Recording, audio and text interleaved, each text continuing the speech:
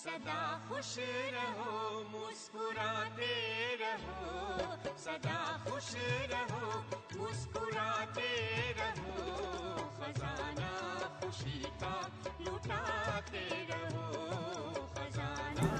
Dentist माना क्या? Dentist एक डॉक्टर भी है, साथ में इंजीनियर भी है, तो आर्टिस्ट भी है। डेंटल ट्रीटमेंट माना इसमें आर्ट भी ज़रूरत है, तो इंजीनियरिंग भी ज़रूरत है, तो डॉक्टरी भी है, माना मेडिकल नॉलेज भी इतना ही ज़रूरत है।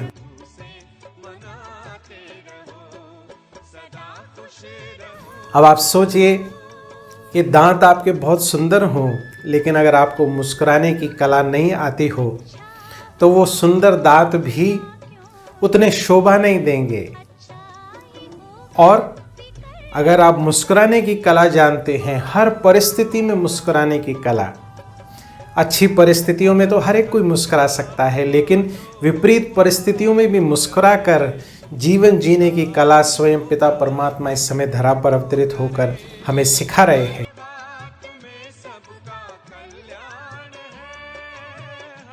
ओम शांति। आज मैं आप सभी का दिल से स्वागत करता हूं आज के इस विशेष कार्यक्रम में। आज के दिवस की प्रजापिता ब्रह्मा कुमारी ईश्वरी विश्वविद्यालय परिवार की ओर से हमारे सभी डेंटिस्ट भाई बहनों को दिल से शुभकामनाएं देते हैं। आपका आने वाला समय मंगलकारी हो, कल्याणकारी हो। आप इसी प्रकार से अनेक आत्माओं की सेवा करके उनको सुस्वास्थ्य प्रदान कर सकें। इन्हीं शुभ भावनाओं के साथ आज हमारे बीच में हमारे माउंट आबू स्थित global hospital and research centre के डेंटल विभाग के प्रभागाध्यक्ष डॉक्टर निरंजन उपस्थित हैं। आप आज के दिवस पर अपनी शुभ भावनाएं और विशेष रूप से हमारे को दांतों के स्वास्थ्य के लिए क्या क्या ध्यान रखने योग्य बातें हैं वो हमारे साथ शेयर करेंगे। पिता परमात्मा शिव की प्रेरणाओं अनुसार ब्रह्मा कुमारीज के हेडक्वार्टर माउंट आबू राजस्थान में स्थित एक global hospital and research centre एक मल्टी डायमेंशनल अप्रोच के साथ सभी फैसिलिटीज़ जो हेल्थ के लिए आवश्यक हैं वो विशेष रूप से प्रदान कर रहा है और कई प्रकार के सामाजिक कार्यों के साथ भी अपना संपूर्ण सहयोग प्रदान कर रहा है। यहाँ पर अनेक प्रकार की सुविधाएं उपलब्ध हैं जो भाई बहनें लाभ ले सकते हैं।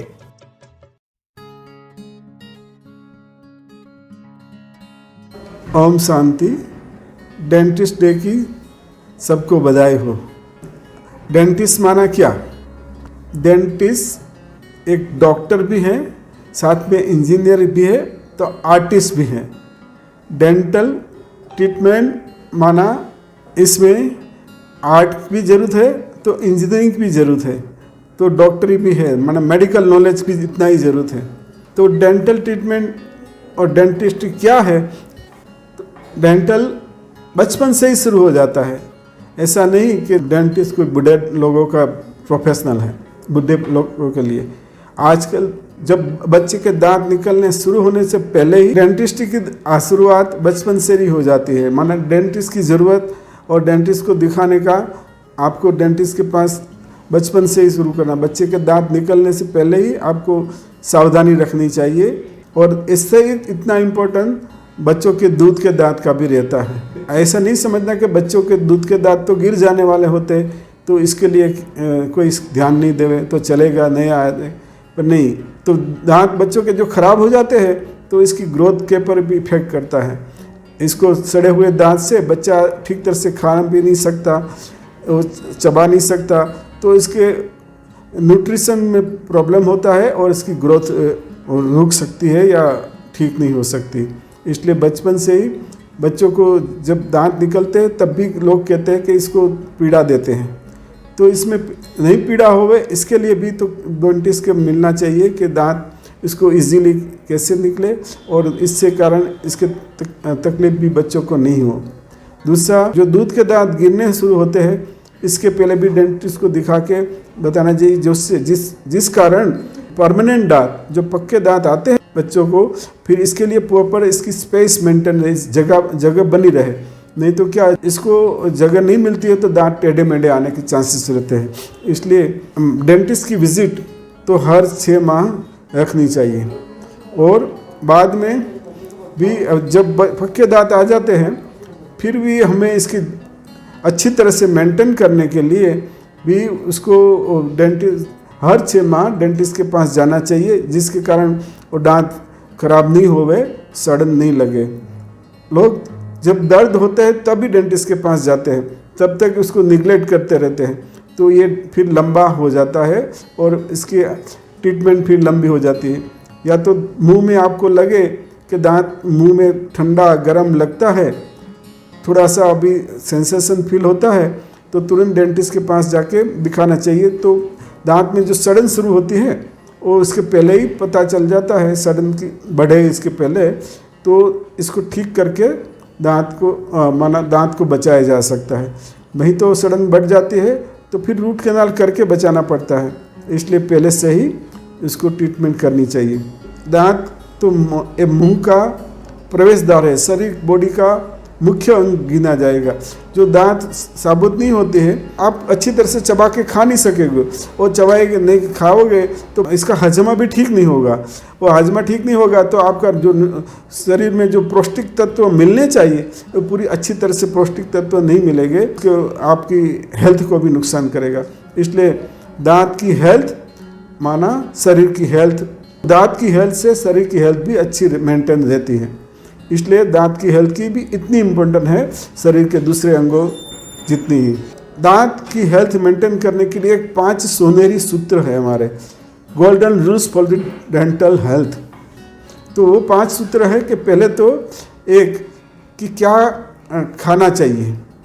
तो पहला तो ये है कि हमें पौष्टिक आहार खाना चाहिए, और जो दांतों को नुकसान करने वाले आहार है जैसे कि बहुत स्वीट और दांतों में चिपकने वाला आहार नहीं खाना चाहिए। इस तरह रोज़ दिन में 2 बार ब्रश करना चाहिए, ब्रश भी प्रॉपर करना चाहिए। प्रॉपर माना इसको प्रॉपर ब्रश कैसे कहेंगे कि दांतों को ऊपर से नीचे और नीचे से ऊपर माना ब्रश करना चाहिए। ऊपर के दांतों को नीचे की तरफ, नीचे के दांतों को ऊपर की तरफ ऐसे ब्रश करना चाहिए, नहीं कि ऐसे लोग आगे पीछे ब्रश करते थे। आगे पीछे ब्रश करने से भी दांतों को नुकसान होता है, मसूड़ों को नुकसान होता है, दांत का इनेमल घिस जाता है, मसूड़ों भी खराब होते हैं। और ब्रशिंग के लिए भी प्रॉपर टूल्स चाहिए। मानो कि ब्रश भी कैसा होना चाहिए, बहुत हार्ड ब्रश भी नहीं होना चाहिए, थोड़ा नॉर्मल ब्रश यूज़ करना चाहिए। ब्रश को भी कितना टाइम चलाना चाहिए, तो एक ब्रश 3 महीना चला सकते हो, इससे ज़्यादा इसके बाद इसके रेशे फैल जाते हैं, फिर वो दांतों को मसूड़ों को नुकसान करना शुरू करता है। इसलिए 3 महीने के बाद ब्रश हमेशा चेंज करना चाहिए। दूसरी जो मंजन के लिए भी पेस्ट, अच्छी पेस्ट यूज़ करनी चाहिए। जो पाउडर होते हैं रफ पाउडर अवॉइड करना चाहिए, कि पाउडर भी दांतों का इनेमल को नुकसान करता है।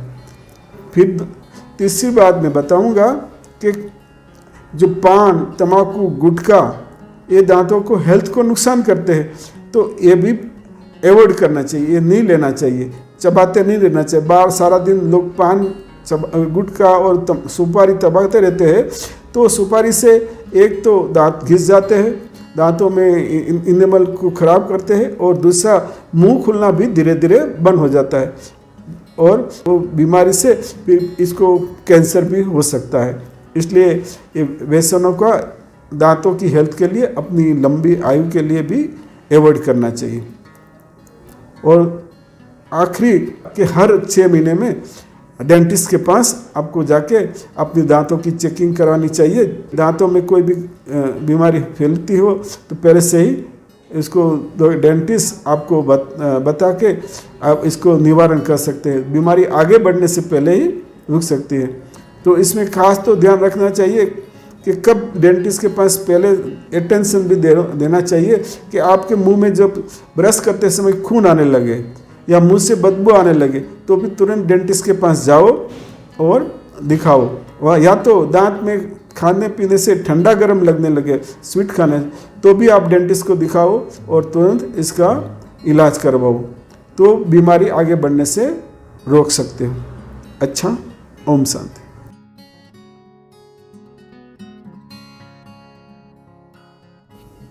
तो आज के दिवस की अगर हम बात करें, नेशनल डेंटिस्ट डे, तो विशेष रूप से 6 मार्च को पूरे विश्व भर में डेंटिस्ट डे मनाया जाता है।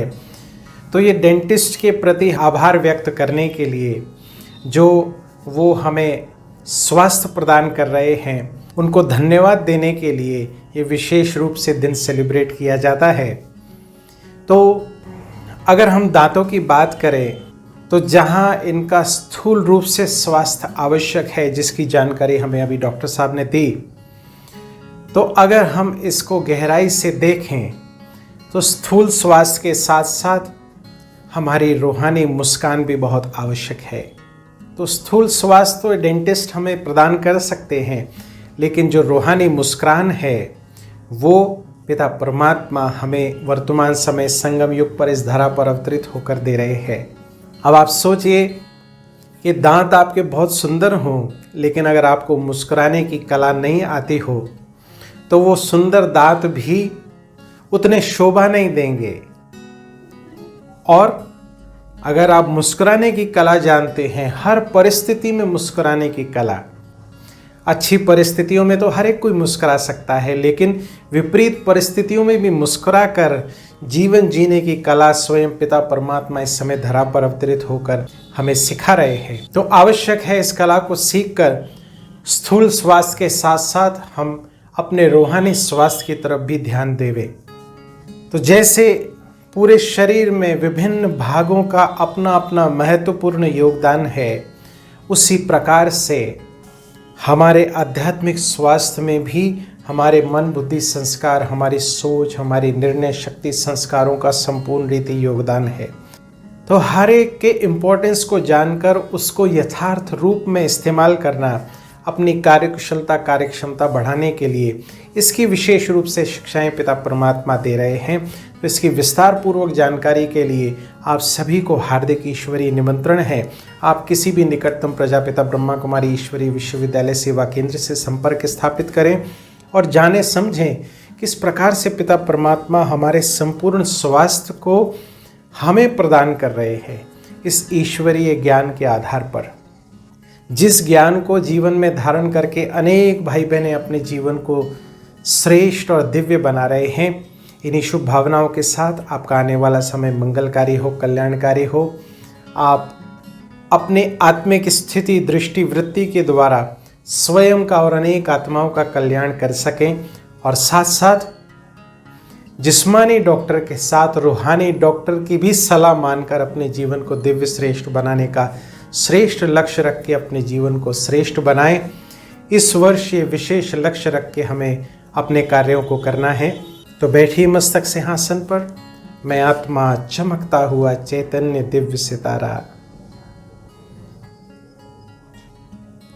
अपने स्थूल सूक्ष्म आध्यात्मिक स्वास्थ्य को पिता परमात्मा की याद और श्रीमत के आधार पर श्रेष्ठ बनाने के लक्ष्य के साथ निरंतर प्रगति के पथ पर अग्रसर मैं दिव्य श्रेष्ठ शक्तिशाली आत्मा सदा रूहानी मुस्कान को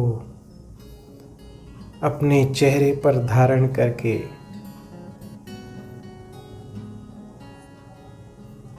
समाज की विपरीत परिस्थितियों में भी सर्व को मुस्कुराने की कला सिखा रहा हूँ। पिता परमात्मा की दिव्य शक्तियाँ मुझ पर निरंतर बरस रही हैं। मैं आत्मा कल्याणकारी वृत्ति को धारण करके अनेक आत्माओं के कल्याण करने का दिव्य कर्तव्य कर रहा हूँ। तो देखिए फिर से स्वयं को, मैं आत्मा चमकता हुआ चैतन्य दिव्य सितारा भ्रुकुटी सिंहासन पर विराजमान अपनी श्रेष्ठ दिव्य स्थिति द्वारा अनेक आत्माओं को प्रेरणा देने के निमित्त। ओम शांति।